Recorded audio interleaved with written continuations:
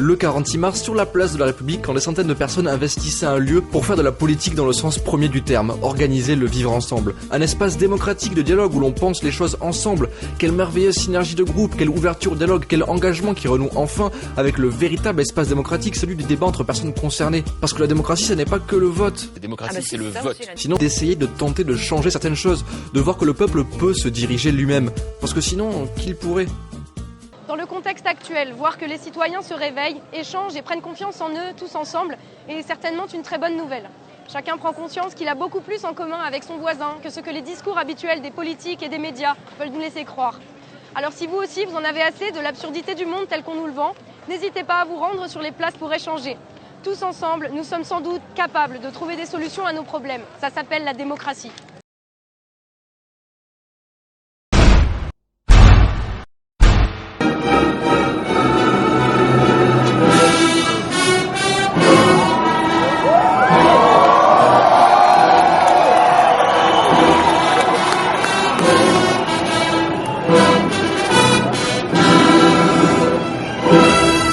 Global Debate, International Day of Action on May 15th, 2016. We call for a Global Debate Day of Action on May 15th. We call on people's movements across the world to mobilize for justice and real democracy. 1 million people mobilized in Paris, and the movement Moot Debat continues to grow. In numerous French and foreign cities, Moot Debat, Night on Our Feet, is a light in the dark. It gives testimony to our hopes, dreams and common rebellions. Those who have taken the squares in the past, and those who are taking them now. We know something is happening. The struggle for a better world is global and without borders. Let's construct together a global spring of resistance. Moot Debat's first aim is to create a space for the convergence of struggles. There exist numerous links between social movements in all four corners of the world, from unemployment to the imposition of the financial markets, from the destruction of the environment, to war and unacceptable inequality. In response to a system based on competition and individualism, we answer with the solidarity, participatory democracy and collective action. Our differences are not a source of divisions, but rather our strength, as we complement each other's struggles. We are neither listened, nor represented by the current economic system. We are the 99%, and we are here to reject the financial and political rule of the 1% and their world. We are here to take back our cities, our places of work and our lives. We will rise up together for a global day of action on May 15th. Moot Debat everywhere. # Global Debat.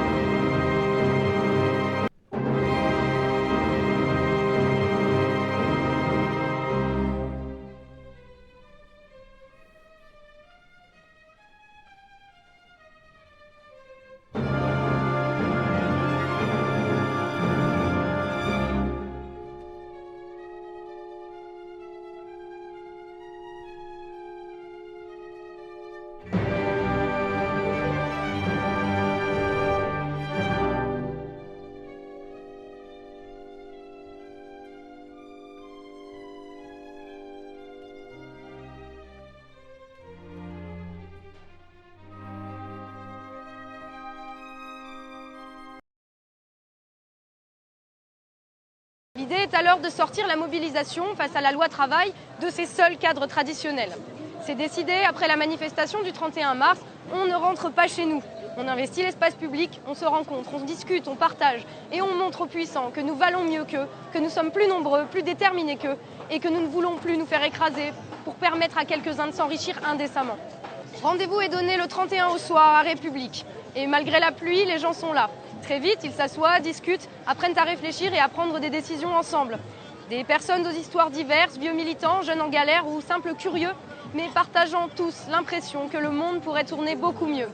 La loi travail n'est qu'un élément parmi d'autres. Ce qui rassemble, c'est un ressenti partagé, celui que les choses fonctionneraient d'une meilleure manière sans les milliardaires, politiciens, experts en tout genre qui plongent le pays dans la crise depuis des décennies.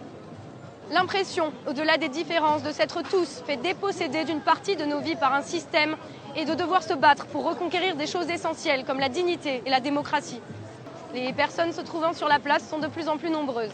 Elles tiennent chaque jour des assemblées populaires où chacun peut prendre la parole et apprend à écouter les autres selon des règles édictées collectivement.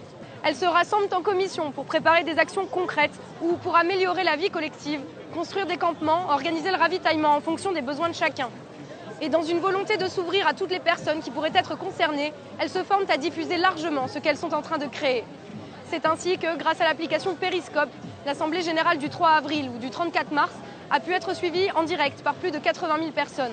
Cette ouverture, tant aux outils d'aujourd'hui qu'aux problèmes touchant l'immense majorité des citoyens, cette volonté de mieux faire, d'avancer ensemble, sans parti, sans bannière, sans étiquette, semble répondre à une attente commune enfouie depuis trop longtemps. Ainsi, plus de 60% des Français sont favorables au mouvement Nuit debout et le rejoindraient s'ils le pouvaient, preuve s'il en est que les exigences de dignité et de démocratie dépassent largement les clivages traditionnels. Autre preuve de cette correspondance entre les aspirations portées par la Nuit debout et celles qui existent en chacun de nous, le mouvement est en train de sortir totalement de sa localisation parisienne et de gagner de nombreuses villes du pays. À Toulouse, à Nantes, à Bordeaux, mais également à Orléans, à Perpignan, à Tulle, à Lorient, à Avignon ou dans plein d'autres villes que nous n'énumérerons pas ici.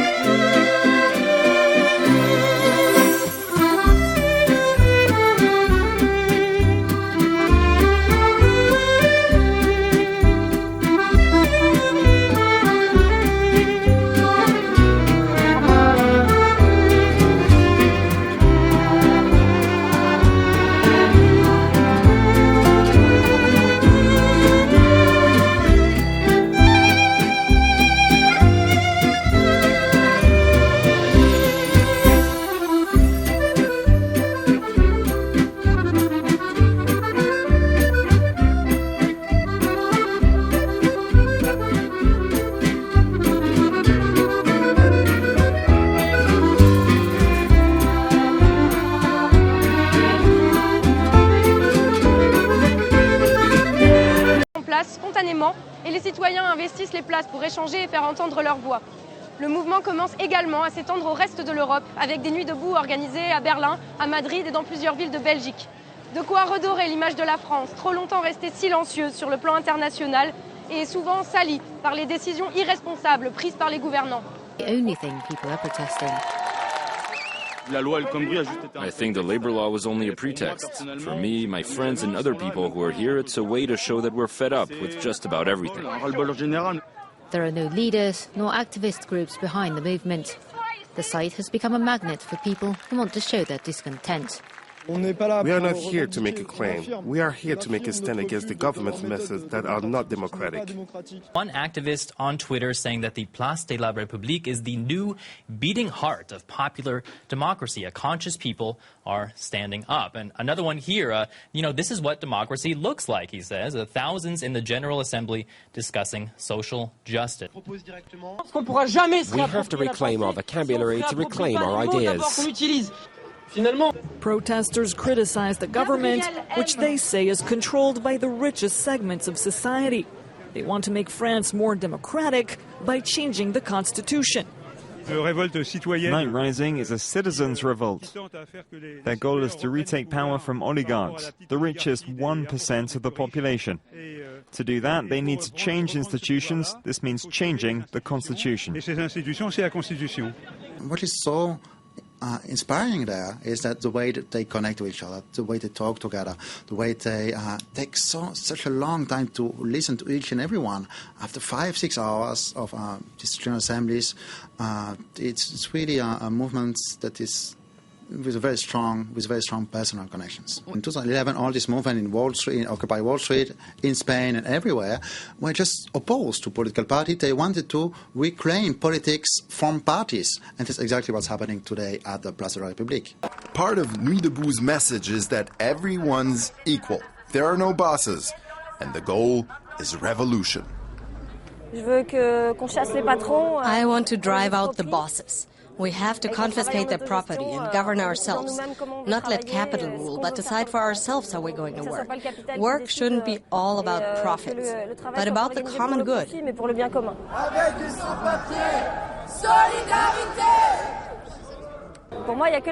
Only an open-ended strike can pressure the government or even bring it down. Normally, people strike for one day. The government doesn't care about that, even if millions of people collect in the streets. To reach the government and the bosses, we have to blockade the country's economy.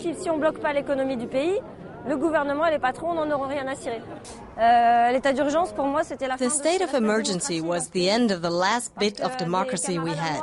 Friends of mine who fight against nuclear power were put under house arrest at exactly the same time as the climate change conference here in Paris.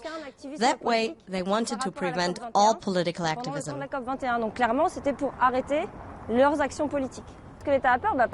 The state is worried because we might topple the system. If the workers join forces, they can oust the oligarchs and the employers. We have the know-how, the ability, and the energy. All they can do is eat, sleep, and get rich at our expense. They have no productive abilities.